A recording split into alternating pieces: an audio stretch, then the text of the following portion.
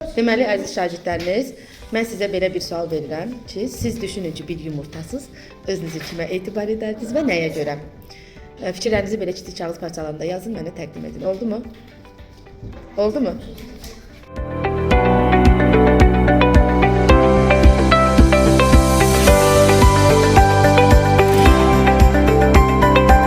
Yazdıqları yazıda anama etibar edərdim.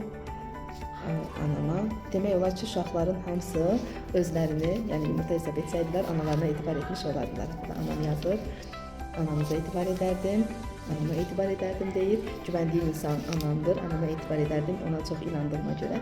Deməli, bütün uşaqların hamısı anasına etibar etdiklərini yazıblar. Ana evin ürəyi, bir övladın ilk müəllimi, ən güvəndiyi limandır. Analar evinin nurudur, işığıdır. Allah bütün analarımızı korusun. Ona görə də bizim bu sevimli şagirdlərimiz özlərini təbii ki, analarına etibar edirlər. Bilirlər ki, analar onları qoruyurlar, sevirlər. Öpürəm bütün analarımızı.